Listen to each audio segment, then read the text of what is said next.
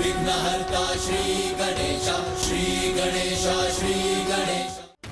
देवराज इंद्र की एक छोटी सी भूल ने संपूर्ण सृष्टि को संकट में डाल दिया था।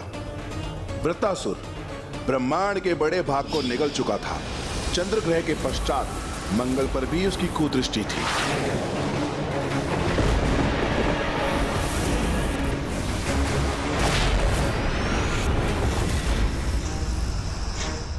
स्वामी, इस अनर्थ को रोकने के लिए आप स्वयं कुछ क्यों नहीं कर देते? नहीं देवी, इस असुर का जन्म तो देवराज इंद्र के अंत के लिए ही हुआ है। अतः मात्र देवराज इंद्र ही हैं जो ऋषि दधीची की अस्थियों से निर्मित वज्र से इस असुर का अंत कर सकते हैं।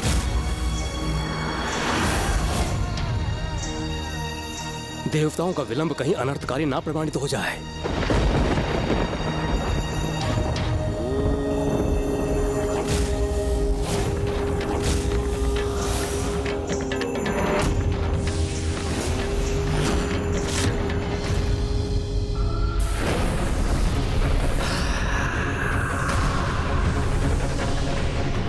ये दुष्ट मंगल पर अपनी दृष्टि साध रहा है। मैं कैसे रोकूं इसे? ये विश्वकर्मा जी को इतना विलंब क्यों हो रहा?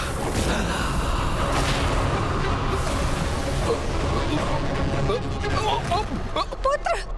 माता, प्रतीत होता है ये वृत्तासुर आपके पुत्र मंगल को निगले जा रहा है। पुत्र मंगल!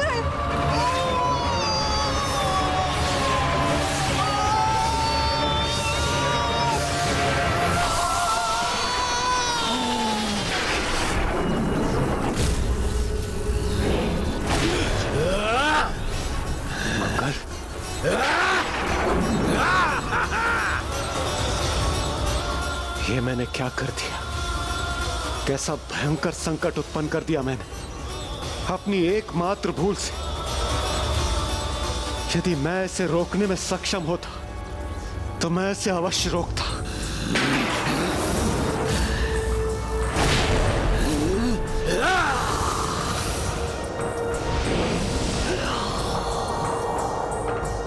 अब इस अनिष्टकारी खिंचाव का प्रभाव तो मुझ पर भी हो रहा है।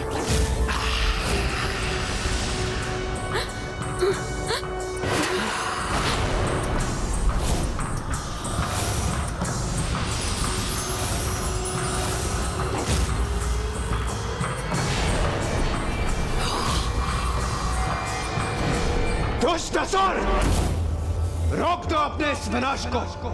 मैं तुम्हें सावधान करता हूं। शीघ्र मेरे हाथों में महर्षि दधीची की अस्थियों से निर्मित वो वज्र होगा जिससे प्रहार कर मैं तुम्हारा अंत करूंगा। कौन ऋषि दधीची? कैसी अस्थियां? किसका भय दिखाकर भयभीत कर रहे हो मुझे इंद्रदेव? महाशक्तिशाली हूं मैं, वृत्तासुर हूं मैं। तुम मुझे किसी भी शस्त्र से तनिक भी क्षति नहीं पहुंचा सकते इंद्रदेव। किसी में भी इतनी शक्ति नहीं है कि मेरे सम्मुख आके मेरा सामना करे।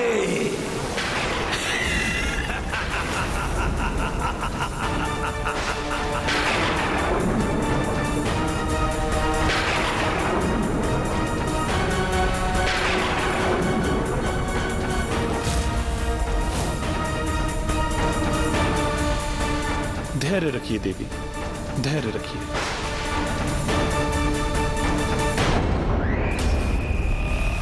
जहाँ स्वयं त्रिदेव असफल हो जाएं, वहाँ किसी साधारण ऋषि की अस्थियां क्या कर लेंगी इंद्रदेव? जिस अहंकार के प्रभाव में यह ऋषि दधीची का अपमान कर रहा है, वही अहंकार इसके सर्वनाश का कारण बनेगा। अपने कर्मों का दंड ये अवश्य भुगतेगा। और ये सुनिश्चित करूंगा मैं, शनिदेव।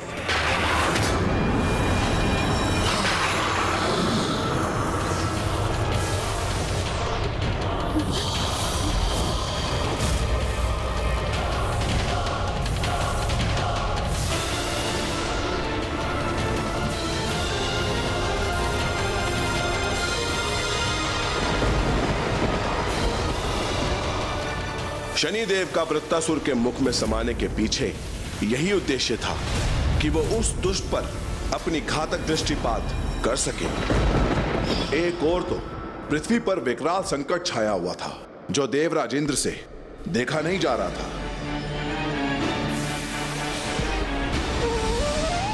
और दूसरी ओर वो वज्र जिसकी गणना संसार में सर्वाधिक शक्तिशाली अस्त्रों में की जाती है, जो परम त्याग, आत्मबल और आत्मिक शक्ति का प्रतीक था, जो इन सभी श्रेष्ठ गुणों का परिणाम था, वो अब प्रकट हो चुका था। किंतु अभी इंद्रदेव उसे धारण कर पाने में अक्षम थे।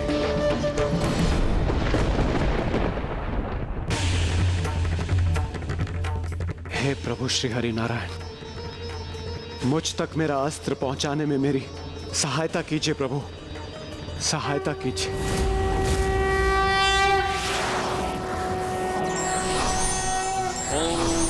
देवासो दिव्येकादशस्त्र पृथिव्यामध्येकादशस्त्र अप्सुक्षुतो महिनेकादशस्त्र ते देवासो यज्ञमिमं जुषध्वम्।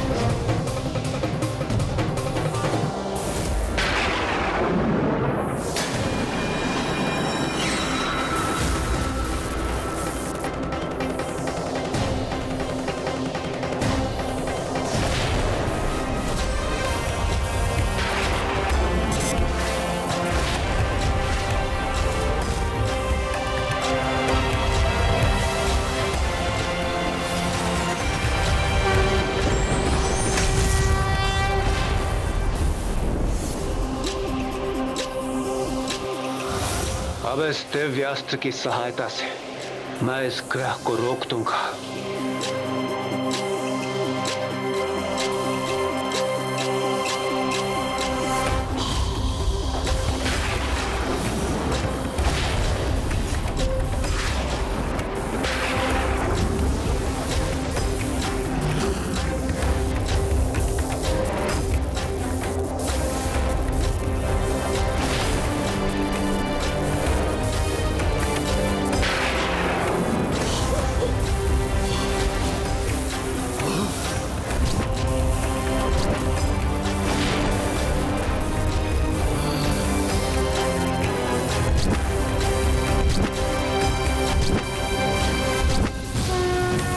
जय श्री हरि नारायण।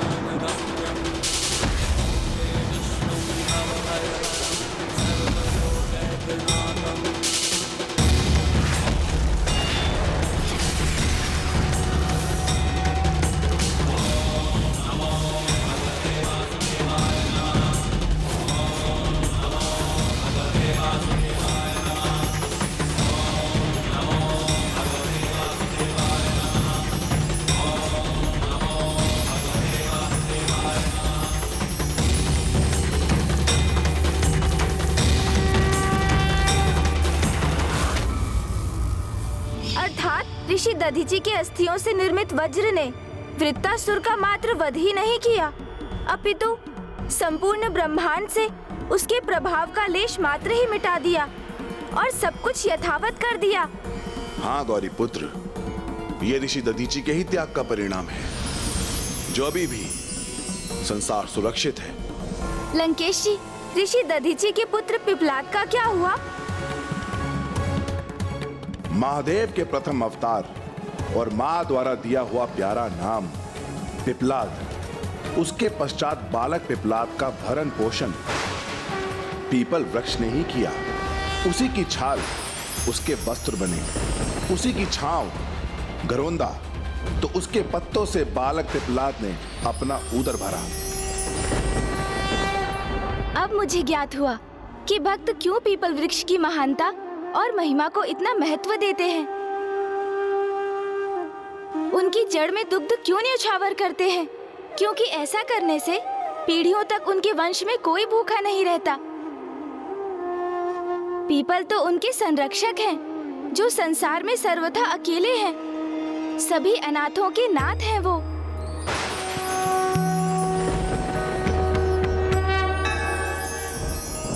आपका साथ तो अत्यंत आनंददायक है। मेरी जैसी कुशाग्र बुद्धि संपन्न यदि मेरी किसी से भेंट हुई है तो वो आप ही हैं गौरीपुत्र।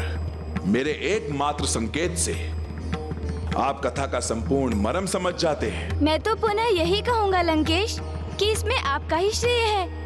आपकी ही संगति का प्रभाव है ये। लंकेश जी, जल ग्रहण कीजिए। माता अन्नपूर्ण की कृपा से पीपल वृक्ष को अन्य पौष्टिक तत्व प्राप्त हुए जो स्वास्थ्य के लिए अत्यंत लाभदायक थे। ये एक ऐसे वृक्ष हैं जिनके निकट प्राण वायु प्रचुर मात्रा में सदैव रहती है। उसी पीपल वृक्ष के छत्र छाया में पलकर शिशु अवस्था से बाल अवस्था में पहुंचे प्रभु पिपलाद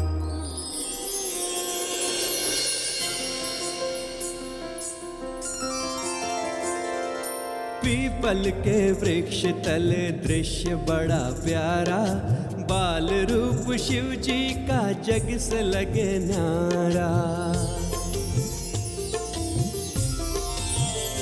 संध्या ढले झिंगुर गे लहरी भी आए, लोरी सुना के निद्रा प्रभु को कराए। ओ पीपल तले जाके सोए पत्रों को खाया, बाल से बालक बन के ज्ञान वही पाया। बालक ने शिव समान रूप जो दिखाया, माता के संग हर कोई खिंचा चलाया। पीपल के वृक्ष तले दृश्य बड़ा प्यारा, बाल रूप शिव जी का जग से लगे न्यारा। पीपल के वृक्ष तले दृश्य बड़ा प्यारा, बाल रूप शिव जी का जग से लगे न्यारा। ओ मंत्र मुग्ध हो के सभी पक्षी चले आए, मंद मंद गीत गा के प्रभु को जगाए। पीपल के पत्र जल की बूंदें गिराए, मुख में भर के उनको प्रभु खिलखिलाए। पीपल के वृक्ष तले दृश्य बड़ा प्यारा, बाल रूप शिव जी का जग से लगे न्यारा।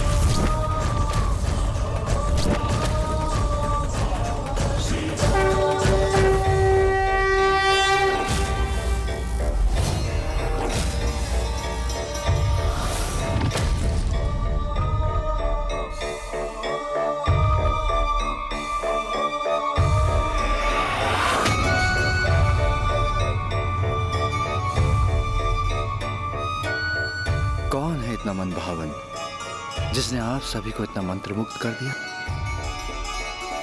आपके ही बाल स्वरूप में स्वामी, अत्यंत मनोहर है आपका ये रूप।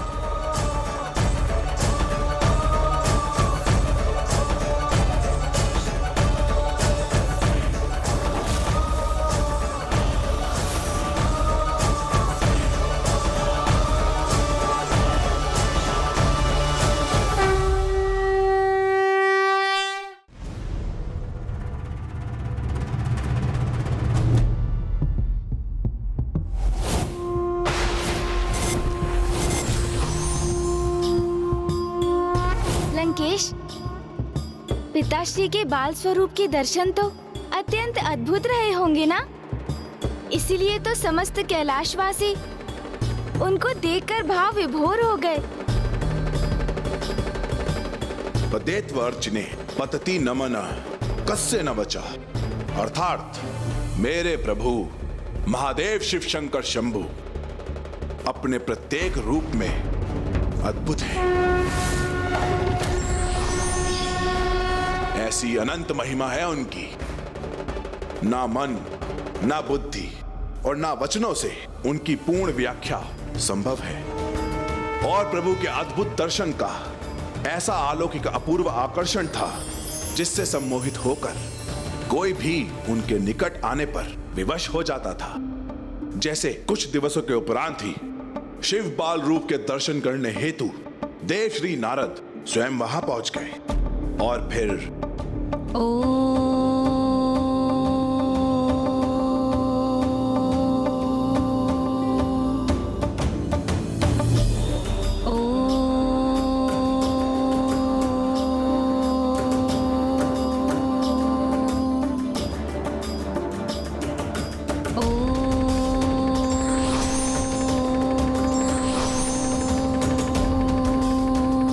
दिव्य स्वरूप है भोलेनाथ का।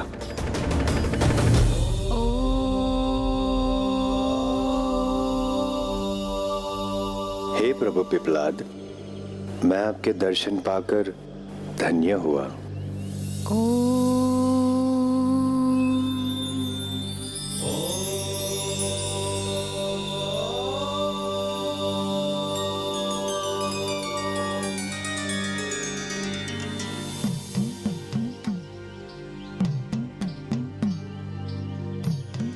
पिपलाद, जगत में तुम पिपलाद के नाम से विख्यात हो। पिपलाद, कदाचित मैंने पूर्व में भी इस नाम का श्रवण किया है। क्या यही मेरा नाम है?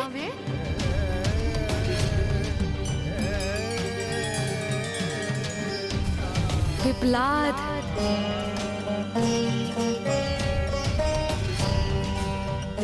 अवश्य।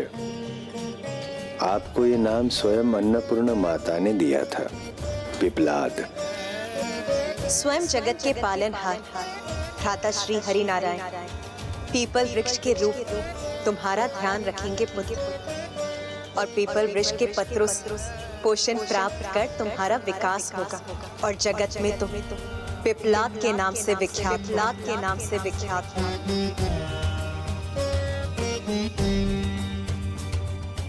तो क्या आप ही मेरे पिता हैं और मुझे मेरी माता के निकट ले जाने आए हैं? स्वयं जगत पिता के स्वरूप होकर ये मुझसे कैसा प्रश्न कर रहे हैं? मुझसे पूछ रहे हैं कि क्या मैं उनका पिता हूँ?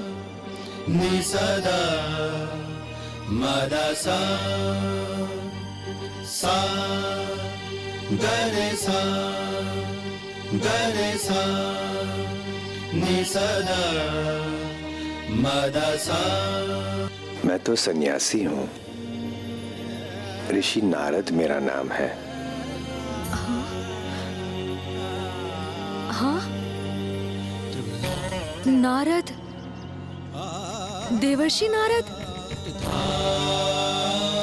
ओह, प्रणाम ऋषिवर। आपको तो मेरे माता पिता का परिचय अवश्य ज्ञात होगा। नारायण नारायण, इनमें मैंने प्रभु शिव को तो दूर से ही पहचान लिया था, किंतु इनमें इस बालक को तो अब पहचान पा रहा हूँ, जिन्हें अपने माता पिता और स्वयं का परिचय ही नहीं ज्ञात, किंतु ये मुझे पहचानते हैं। तो फिर स्वयं को लेकर अपरिचित क्यों है? आज तक जिनसे भी मेरा संपर्क हुआ, उनमें से आप प्रथम हैं जिन्हें मेरा परिचय प्राप्त है। अन्यथा यहाँ निर्जन आश्रम के अतिरिक्त और कुछ भी नहीं है। हाँ, कुछ वन्य जीव जंतु अवश्य हैं, जो नियमित रूप से आकर मेरा मन बहलाव करते हैं, किंतु उनसे तो मुझे अपने किसी भी प्रश्न का उत्तर नहीं मिला।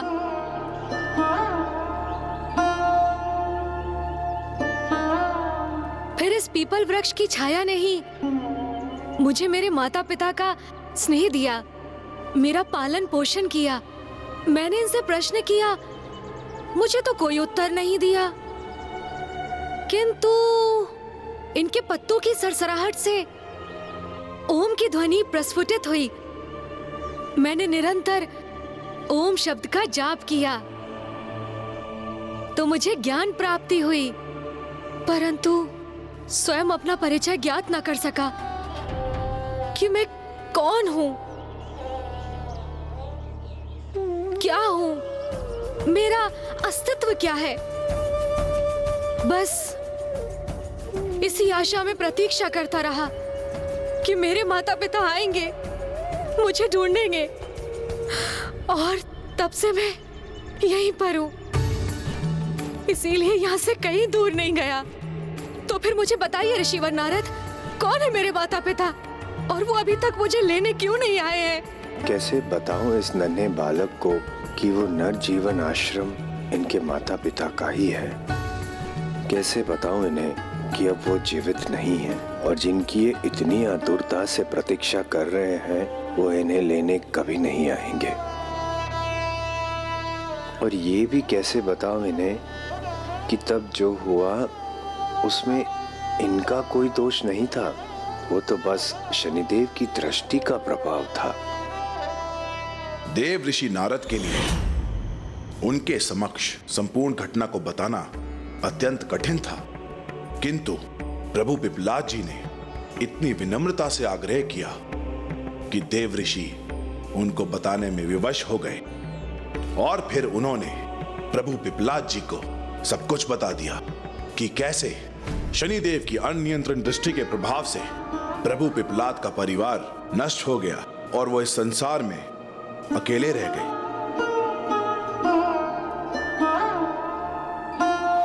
ऋषिवर, ऋषिवर,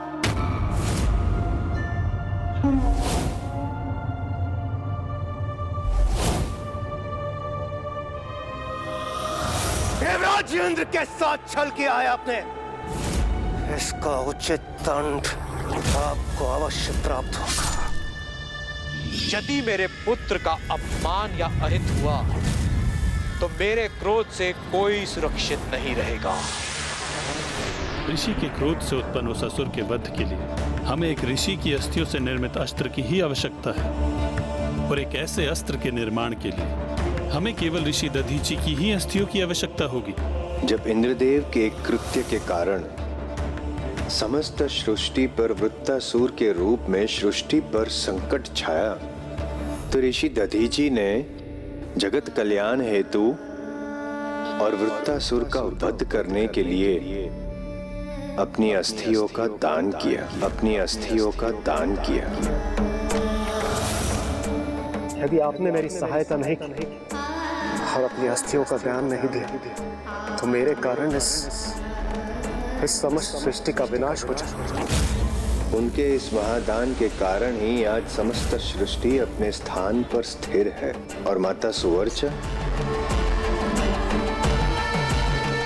आपकी माता ने अपने स्वामी के वियोग में अपने प्राण त्याग दिए।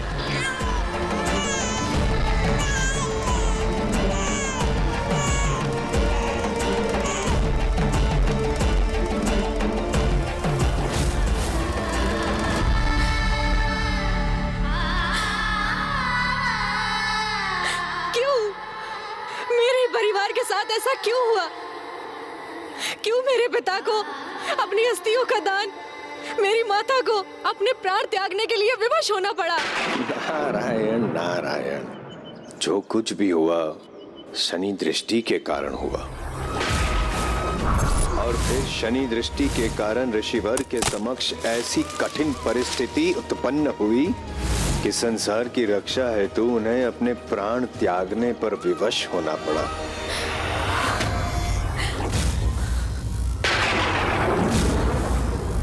कहीं इस घटना को विस्तार से सुनाकर मैंने कोई भूल तो नहीं कर दी?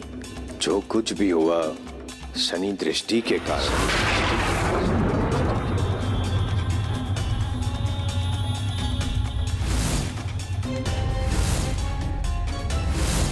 माता, माता,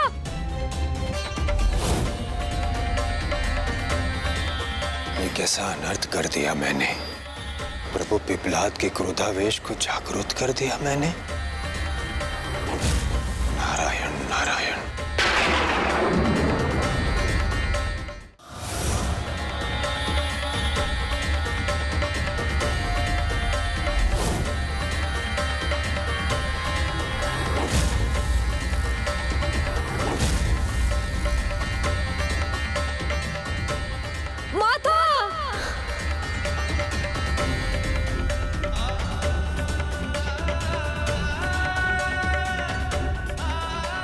पुत्र,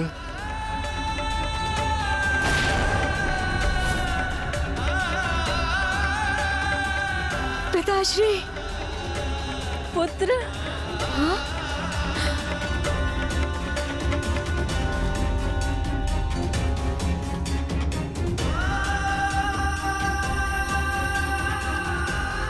माता, माता,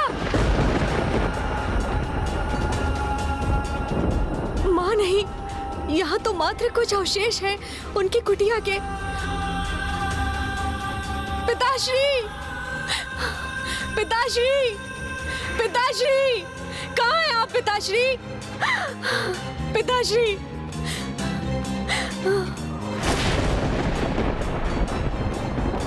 पिताश्री, वो भी नहीं है यहाँ, मात्र उनकी चरण पादुकाएं हैं यहाँ।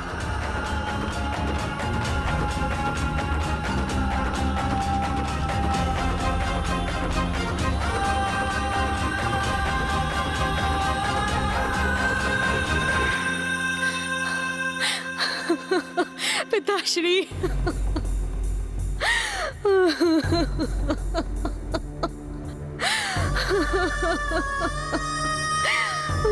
पिताश्री,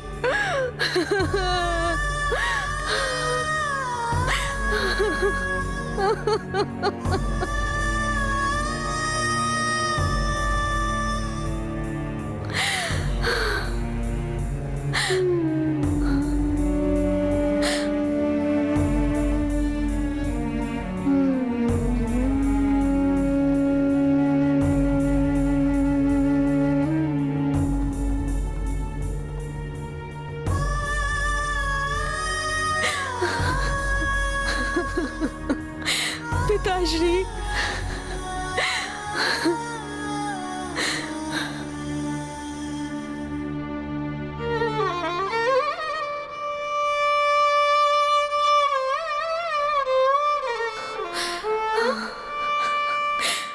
प्रणाम पिताश्री।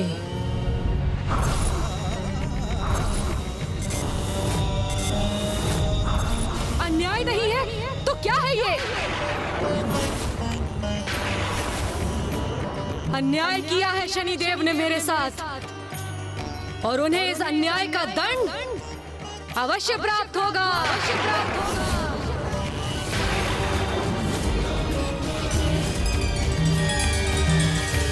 प्रभु पिपलाद के साथ तो ये बहुत ही दुखद हुआ लंकेश जी, और अब तो वे बहुत कुपित भी हो चुके थे।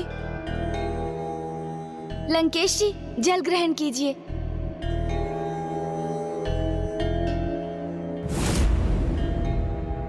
क्या सोचने लगे लंकेश?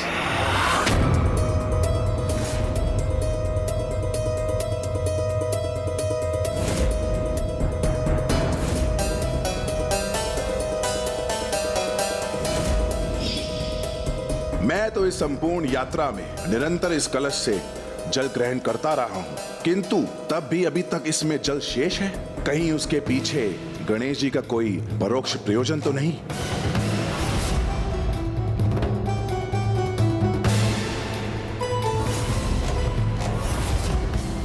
हम लंका नगरी पहुंचने के लिए 1/4 यात्रा पूर्ण कर चुके हैं।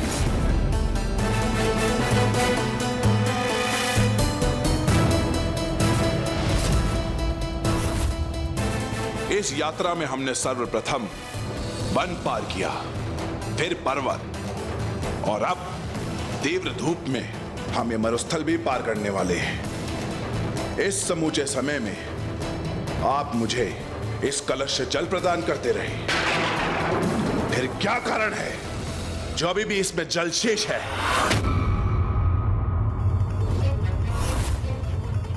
इन्हें तो मुझ पर संदेह हो गया।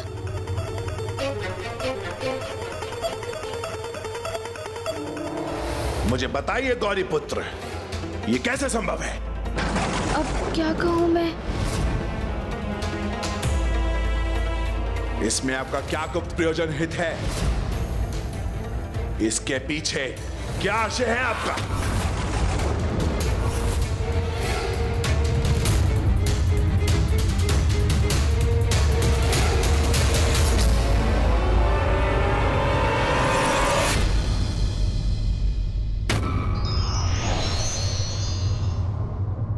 अधर्म और सत्य भले ही कुछ समय के लिए स्थापित हो जाएं, किंतु उन्हें समूल नष्ट करने का माध्यम कोई ना कोई अवश्य बनता है।